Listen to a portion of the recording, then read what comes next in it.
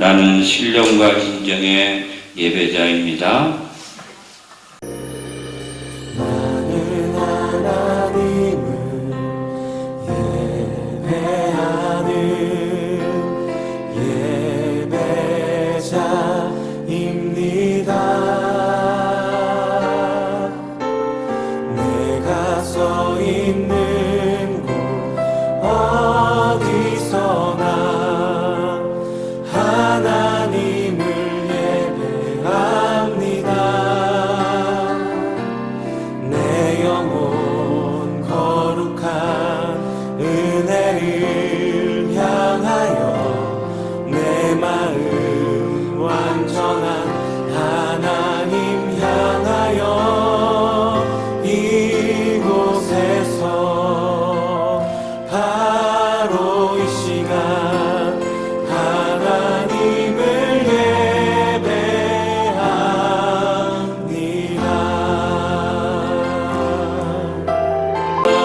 아버지, 오늘도 이곳에서 바로 이 시간 우리 하나님을 예배합니다. 하루 종일 사는 삶의 순간순간마다 예배자로 서게 해주셔서 하나님을 예배하는 예배자로서 어디에 가서나 하나님을 예배하는 마음으로 살게 하옵소서. 내 영혼 거룩한 은혜를 향하여 하나님의 완전한 역사를 향하여 마음에 물러졌사오니 이 시간도 은총으로 채워 주옵소서. 예수님의 이름으로 기도하옵나이다. 아멘. 우리 다 같이 찬송 드립니다. 찬송가 400장 400장 찬양합니다.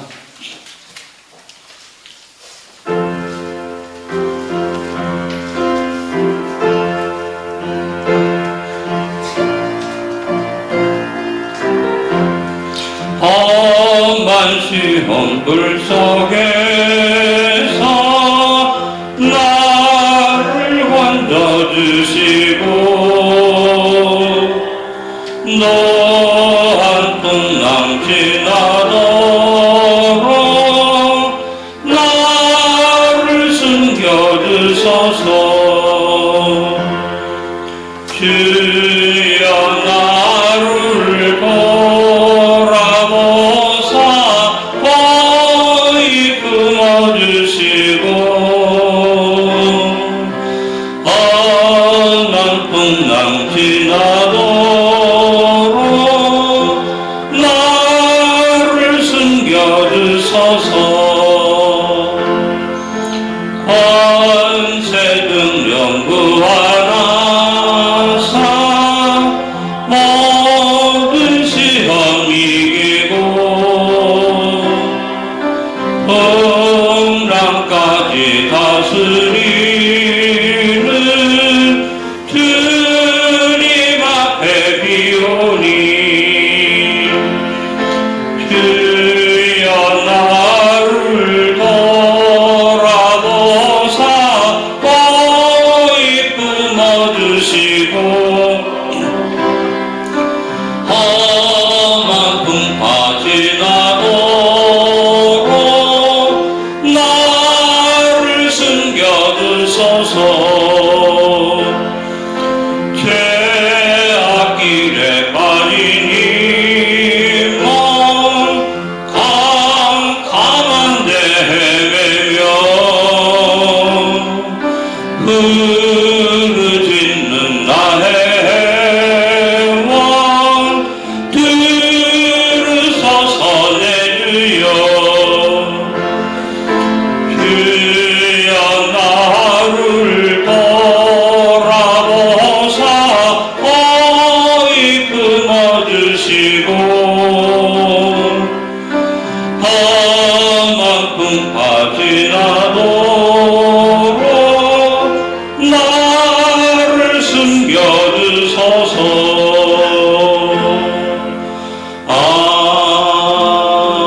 아멘.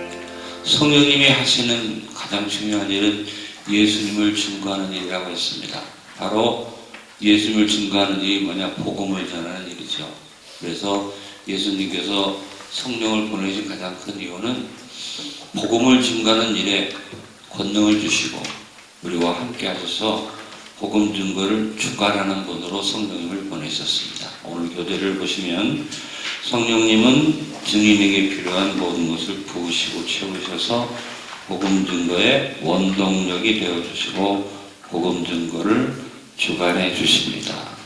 우리가 복음을 전하는 일을 최우선으로 한 다음에 성령님께서 주시는 여러 가지 것들을 구해야만 갖는 것이지, 우리가 복음을 증거하는 일에는 전혀 관심이 없고 성령님의 능력을 원하거나 성령님의 은사를 원하거나 성령님의 도우심을 원하면 성령님이 우리를 도우실 수가 없습니다. 왜냐하면 예수님이 이 땅에 성령님을 보내신 가장 큰 이유는 지상명령을 수행하기 위해서 보내셨기 때문입니다.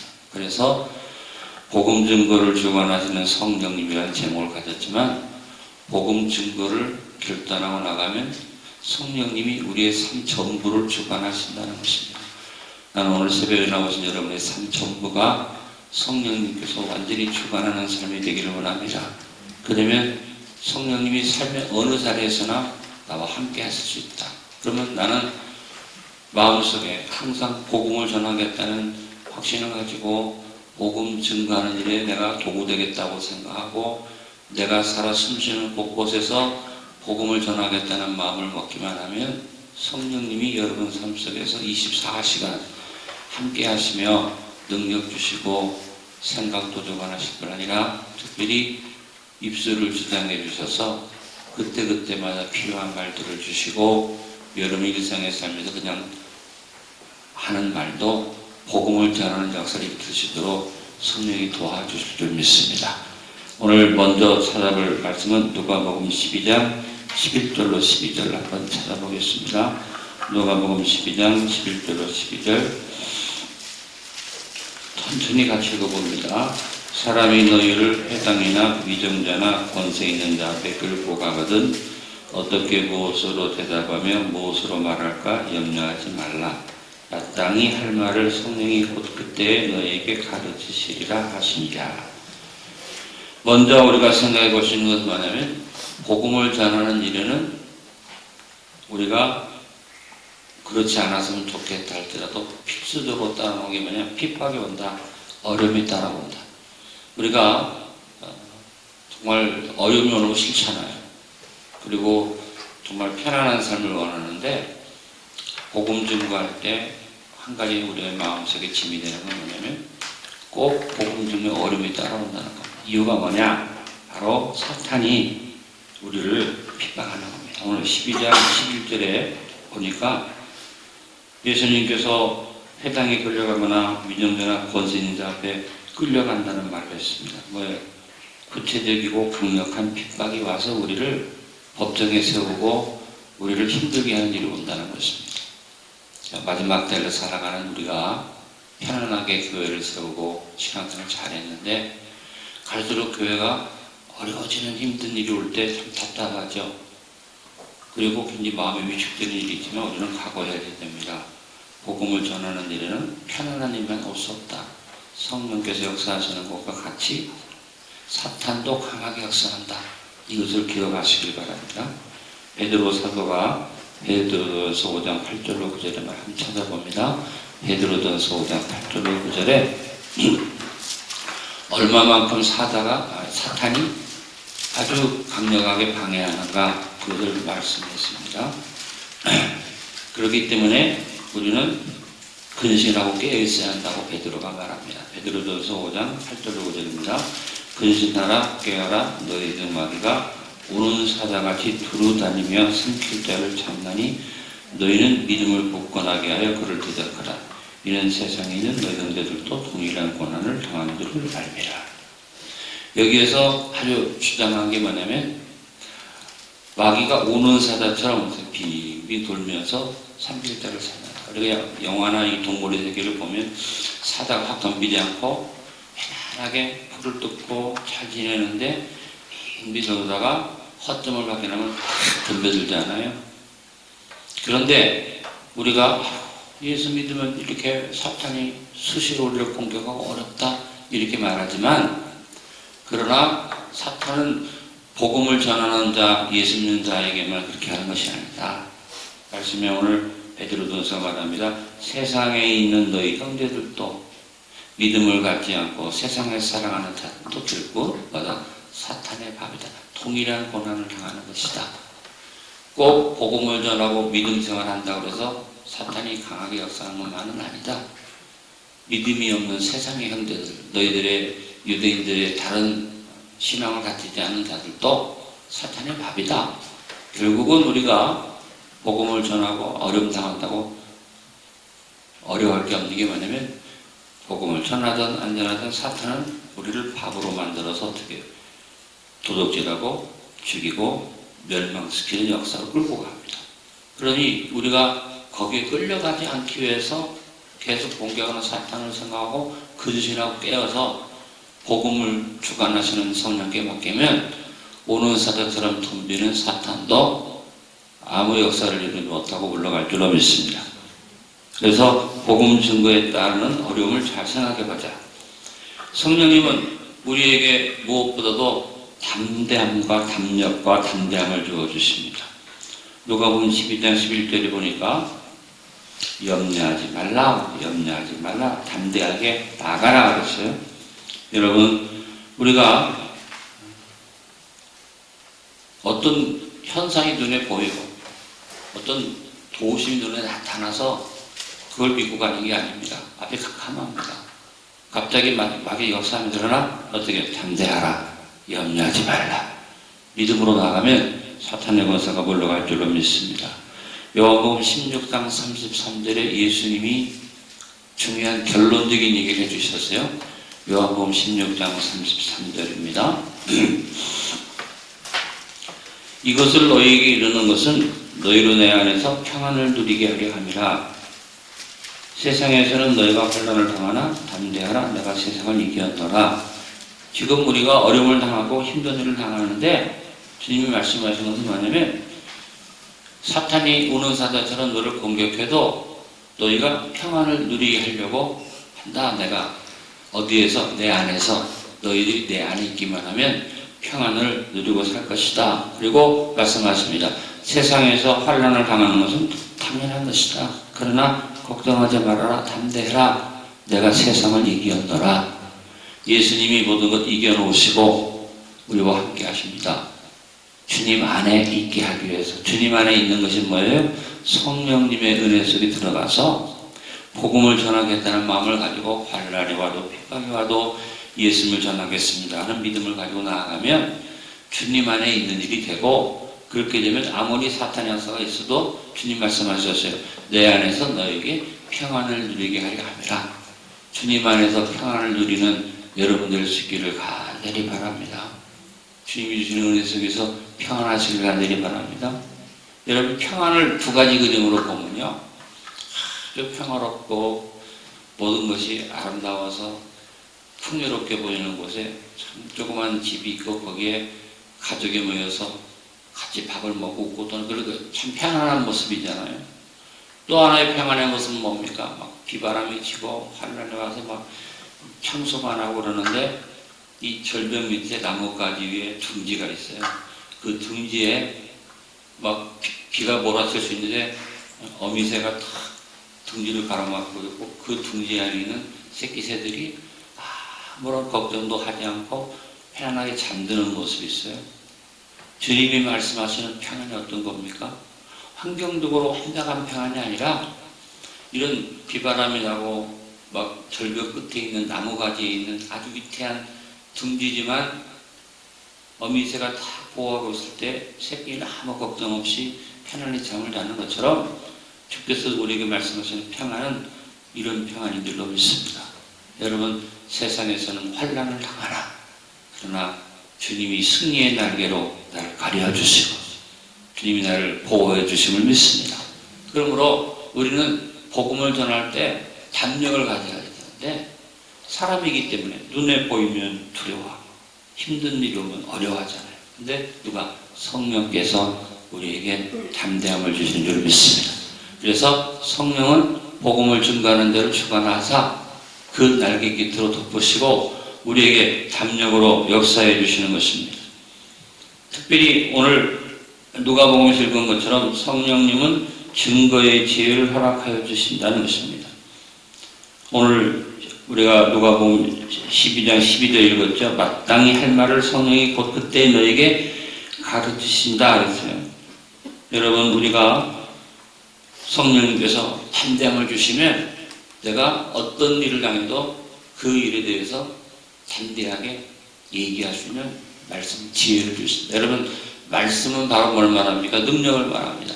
말씀이 울려 퍼지면 능력이 역사될 줄로 믿습니다. 어디에 가나 주께서 나에게 말씀으로 함께 하심을 믿으시길 바랍니다. 시편 119편 41절로 48절 좀 깁니다만 한번 찾아봅니다. 시편 119편에 41절로 48절입니다. 시편 119편 41절로 48절. 여호와여, 주의 말씀대로 주의 인자하심과 주의 구원을 내게 임하게 하소서. 자, 말씀하신 대로 주의 구원이 임하게 해주십시오. 42절에 그리하시면 내가 나를 비방하는 자들에게 대답할 말이 있사오리니 내가 주의 말씀을 의지합니다. 주님이 나에게 구원을 주시면서 나에게 비방하는 자들에게 대답할 말을 주시고 말씀을 의지하는 나를 붙드신다는 거예요. 그 다음에 진리의 말씀이 내 입에서 조금도 떠나지 말게 하소서. 내가 주의 규례를 바랐음이니이다. 그래서 진리의 말씀이 내 입에서 떠나지 않도록 뭐 다른 것이 필요한 게 아니라 말씀을 입술에 달라고 말했어요. 내가 주의 율법을 항상 지키리이다. 영원히 지키리이다. 내가 어떤 일이 있어도 말씀대로 살겠습니다. 내가 주의 법도들을 구하였사오니 자유롭게 걸어갈 것이오며 또 왕들 앞에서 주의 교훈들을 말할 때 수치를 당하지 아니하겠사오며. 오늘 누가복음에 말한 것처럼 위정자나 권세자 앞에 끌려가도 내가 거기에 부끄럽지 않게 능히 대답할 말을 주실 것이다 말이죠. 내가 사랑하는 주의 계명들을 스스로 즐거워하며, 그 다음에 48절 따라했으면 내가 사랑하는 주의 계명들을 향하여 내 손을 들고 주의 율례들을 작은 소리로 읊조리리이다. 항상 내 입으로 말씀을 늘 입으로 중얼중얼 읊조리면서 나갈 때 누가 도와주신다? 성령이, 말씀의 영이 함께 해줄 것이다. 그러니까 여러분, 어디에 가든지 마땅히 대단한 말을 주신다 그러냐? 그런 것만 생각하지 말고 항상 말씀이 내 안에 살아있도록 하는 사람에게는 성령이 그때그때 필요한 말씀의 지혜를 주시고 은혜를 주신다. 이 믿음을 갖고 여러분이 담대하시길 간절히 바랍니다. 자, 성령님이 그래서 마땅한 말씀을 가르쳐 주시죠. 오늘 12절에 누가복음 12장 12절에 마땅히 할 말을 가르쳐 주신다. 여러분, 마땅히 할 말을 가르쳐 주시는 중에 제일 중요한 게 뭐냐? 늘 말씀을 읊조리는 것처럼 우리가 하나님을 찬양하고 하나님을 찬미할 때 우리 입술에서 마땅히 대답할 말들이 넘쳐나게 될 줄로 믿습니다. 자, 히브리서 13장 15절입니다.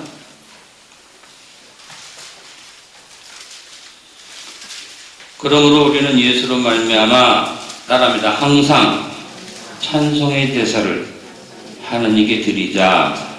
자, 내가 하나님 앞에 늘 찬송 부르는데 그것이 바로 뭐가 되느냐? 그 다음에 말하기를 하나님 앞에 찬송의 제사를 드릴 때 이것이 그 이름을 증언하는 입술의 열매가 된다. 여러분이 평소에 하나님의 영광을 찬양하고 예배하고 입술에 찬송으로 넘치면 그것이 바로 증언하는, 주님의 이름을 증언하는 입술의 열매가 될 수 있다 그랬어요. 그냥 무조건 성령님 도와달라고 해서 성령님이 나에게 마땅할 말을 주시는 게 아니라 평소에 오늘 나는 예배자입니다 찬양한 것처럼 어디 가나 예배자의 삶을 살겠다고 생각하시고 여러분의 입술이 늘 찬미의 대사가 넘치시기를 간절히 축원합니다. 여러분에게 제가 우리 아로 노래방이나 3.1운동방에 늘 기도를 올려드리고 합당한 찬송을 꼭 넣어드리는 이유가 뭐냐면 찬송의 대사가 얼마나 중요한지 모릅니다. 여러분이 찬미의 대사를 마음속에 품고 늘 나가면 오늘 시편에 말한 것처럼 주의 그 말씀들을 읊조리는 일이 찬미의 대사하고 맞는 일이잖아요. 이것을 행하여 나가면 성령께서 복음 증거를 주관하시는 성령께서 입술의 열매를 맺게 하시고 그것이 바로 우리 삶 전체를 성령님이 주관하시는 위대한 성령님의 도우심으로 함께하는 일이 될 줄 믿습니다. 네, 오늘 5번째 생각할 것은 성령님은 항상 우리 곁에서 우리를 도와주시지만 나타나지 않으시잖아요. 근데 언제 성령님의 도우심 언제 가장 적절한 때 효과적으로 탁 임한다. 그러니까 지금 성령 어디 계시지? 하나님 어디 계시지? 걱정할 것 없다. 큰 소리로 말합니다. 제때 정확한 때 분명하게 도와주신다. 믿으십니까? 그래서 때를 이루어 주시죠. 그래서 누가복음 12장 12절 중반절을 보니까 곧 그때에 너에게 말씀 주신다. 곧 그때 언제 너희가 위정자 앞에 끌려갈 때까지도 성령이 안 도와주는 것 같으나 딱 끌려가서 법정에 섰을 때 가장 중요한 순간에 위정자나 판사가 아무 말 못하도록 때에 맞춰서 역사하신다는 것이죠. 여러분 하나님은 그때마다 역사해 주신 줄로 믿습니다.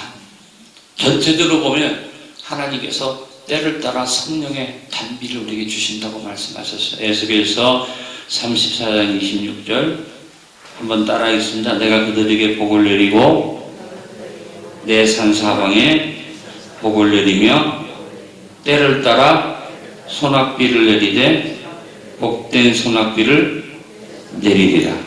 에스겔서의 말씀은 뭐냐면 성령의 단비를 때를 따라 주신다는 거죠.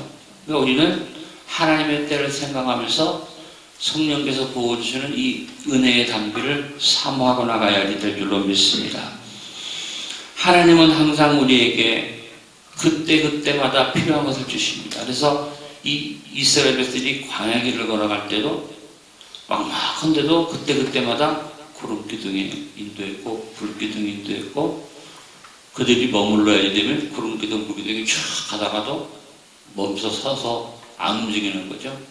또 배가 고플만 하면 매일 만나를 주시고 괴기 먹고 싶으면 매출하게 주시고 목이 마르면 반석에서 물이 나게 하시고 하나님 좀 미리미리 좀 다 준비했다가 걱정하지 않도록 한 2, 3일씩 쌓아놓고 편안하게 하면 좋겠는데 만나도 2, 3일째 갔다 하면 다 녹아버려서 못 먹어 썩어서 못 먹었다. 왜요? 큰 소리로 따라합니다. 그때마다 네, 순간순간마다 하나님 의지하게 하려고 때를 따라 그때 역사하세요. 성령님도 그때 역사하세요. 자, 한번 하나님이 때를 따라 주시는 은혜를 봅시다. 시편 145편 14절로 15절입니다. 시편 145편 14절로 15절 여호와께서 모든 넘어지는 자들을 붙드시며 비굴한 자들을 일으키시는도다. 모든 사람의 눈이 주를 앙망하오니 따라합니다. 주는 때를 따라 그들의 먹을 것을 주시며 굶주려서 모든 것이 다 없는 것 같아도 그때마다 때를 따라 먹을 것을 주시는 하나님. 이것을 히브리서 4장 16절에 뭐라고 했어요? 때를 따라 돕는 은혜. 그때마다 하나님의 도우시는 은혜가 있다. 그러므로 우리는 긍휼하심을 받고 때를 따라 돕는 은혜를 얻기 위하여 은혜의 보좌 앞에 담대히 나아갈 것이니라. 아멘. 그래서 성령님은 가장 적절한 때에 도와주시는데 우리에게 능력을 부어주신다. 그 말은 무슨 말이냐면 성령님이 알아서 다 해주는 게 아니라 내가 할 수 있도록 나에게 힘을 주신다는 거예요. 우리가 성령님 도와주세요 하고 난 아무것도 안 하는 게 아니라 성령님이 나에게 능력을 주셔서 내가 담대함만 가지면 내가 할 수 있도록 도와주시는 줄 믿습니다. 그래서 사도행전 1장 8절에 하시는 말씀이 뭐예요? 우리가 성령이 마시면 뭘 받는다? 두나미스를 받는다. 폭발적인 힘이 나에게 임해서 나도 모르는 힘이 내 속에서 솟아난다. 나에 남아있다가 팍 터지면서 숨어있던 내재되어 있던 생수의 강이 팍 넘쳐나는 역사가 성령의 역사인 줄로 믿습니다. 또 고린도전서 2장 4절에 내 말과 내 전도함이 설득력 있는 지혜의 말로 하지 않냐고 다만 성령의 나타나심과 능력으로 한다. 여러분이 미련한 것 같아도 말씀을 붙들고 나가면 성령님이 나타나 주신다. 여러분 성령의 나타나심이 manifestation이란 말이에요. 내가 성령님 나를 통해 나타나신다. 이 말이 뭘로 번역이 되냐? 은사로 번역이 됐어요. 그래서 성령의 나타나심이 은사는 내가 마음대로 주관하는 게 아니라 나를 통해서 성령이 나타나시는 거죠. 여러분 삶 속에서 성령의 manifestation이 일어나기를 간절히 바랍니다. 여러분이 잘 보면 딱 보면 알잖아요. 깡패는 깡패 모습이 딱 나타나요. 그렇죠? 사기꾼은 사기꾼의 모습이 있잖아요.